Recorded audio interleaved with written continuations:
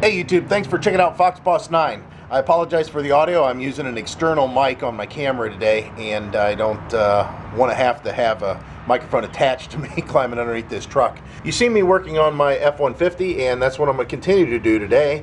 And today I want to talk about the transmission. I just recently did an ignition box install and preparing for the towing season that's coming up whenever we go camping.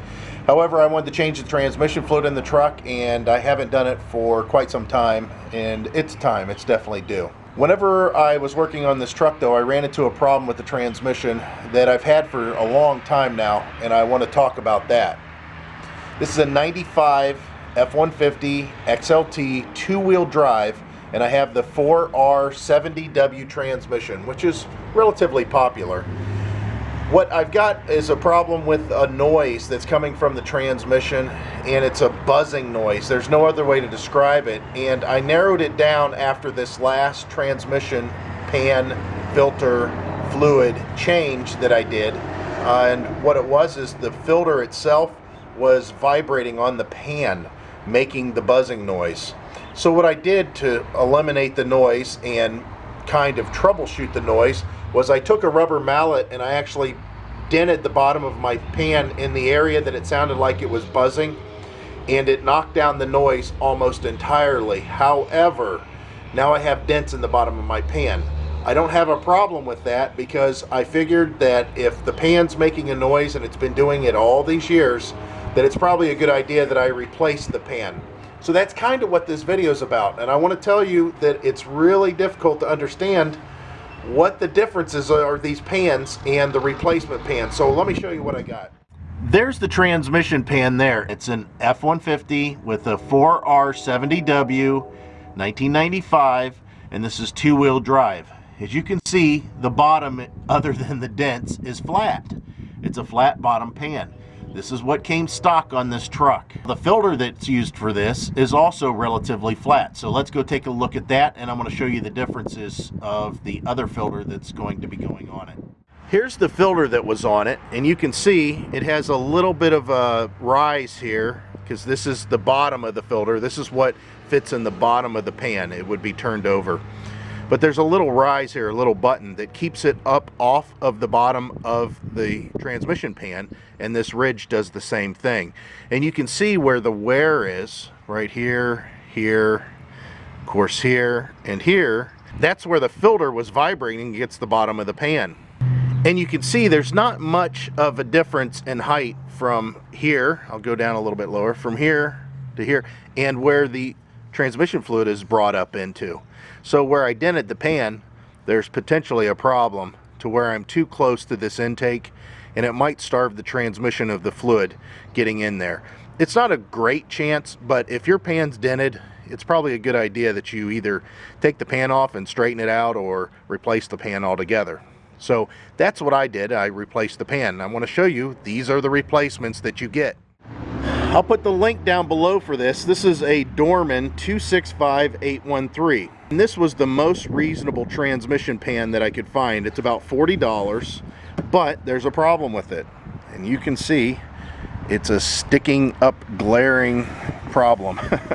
Now, I'll show you the other side of the pan. You can see there's quite a valley. And I kind of positioned the filter where I thought it might go in the pan. And it looks like that it would ride out in this area and still draw fluid the way that it used to, because you got to figure the transmission fluid, of course, is going to be really high in the pan. Even if it drops low, below what it should, it still will be high up in the pan.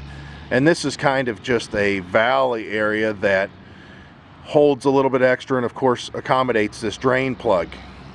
So it would probably pull transmission fluid just like normal if I would use the stock transmission fluid filter that came with this truck, or is to go onto this truck, the one that I just showed you.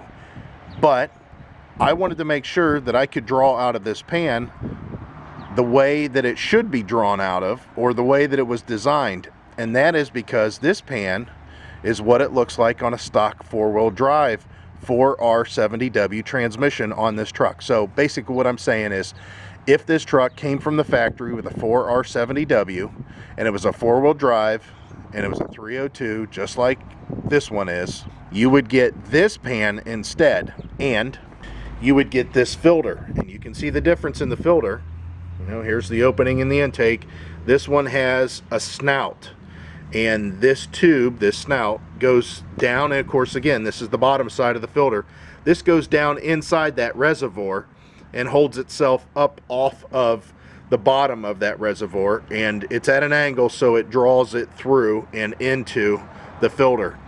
I'm going to put the link down below for this four-wheel drive filter, and I'm also going to put the link for the pan. So basically what I'm saying is, if you need to change your transmission pan for whatever reason on your truck, and it's like this truck back here, you can buy that pan that I have, and you can buy the stock filter, and it'll do just fine. It'll work. But if you want to make sure that you get the full protection of having fluid being drawn, even at maybe slight angles in that, that's the way this pan and filter is set up. It's a Ford Motorcraft filter. I'll put the link down below for that and the pan.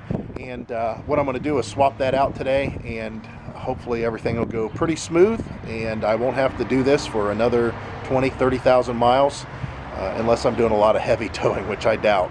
Trailer's not that big. Alright guys, so I got the new pan installed. We'll go ahead and take a look at it. I want to show you the old pan and what it looks like. You can see, but there's dents in here that I beat this pan, and I mean, it's raised. There's some raised areas here, but you can see it's just a flat pan. Now that's what originally came on the truck, and what unfortunately was causing a buzzing noise. You can see where the filter sat and how it's all dented up into it, and it just vibrated all the time there. There's the filter I just put in it to replace the one that I showed earlier in the video, and it was a Motorcraft also. It's an FT100. If you have just a standard two-wheel drive, FT100 is the Motorcraft number. So let's go take a look at the truck now, and I'll show you what the pan looks like. There's the pan. You can see there's a drip coming off of it. No worries, it's because I just tightened it up and I didn't really do what I should have done to it, and that was wipe everything off really good before I tightened it down. So I expect a little bit of dripping initially, and then I'll go through and retorque everything just to make sure it's okay and wipe it all down. I've got a little bit of a leak that's always come out of that front seal, but it's been like that since I got it. It's so minor. If I put some kind of transmission stop leak stuff, I'm sure that probably help out. But do yourself a favor, and the people that are going to own your vehicles behind you, you can see since I made modifications, I put you know, writing on here. This writing should stay for a period of time. Even if it doesn't, when the pan starts to deteriorate and stuff, sometimes it'll leave residue behind of a word so people can read. Of course, you know, I just put the mileage and the date that it was changed, but I also put this underneath the hood. I'll show you that too. You can see I wrote it down underneath the hood also, so they know when it was done. And I do that with everything. There's my brakes, caliper, master cylinders, thermostat change, a service on the throttle body, cap and rotor. Well, you know, and I've put this before. That high fire box when I installed it, the alternator, what the amperage was, and when I installed it. Of course, I wrote on the master cylinder there the same information. It's just nice to know if you sell the vehicle that the people in the future will have not only all the receipts you've accumulated and, you know, maintenance records, but if somehow that gets lost, maybe they don't keep records like you do. It's nice because they can just look underneath the hood and they can see everything when it was done and that. Well, that was my little bit of information on this transmission filter pan fiasco, and I hope that helps you out, and I appreciate you watching. Again, if you want to buy that pan to replace your pan on either your four-wheel drive or two-wheel drive, the link's down below, and then the filter also will be down below. So click the link, it'll take you right to it. I appreciate it as always. Bye.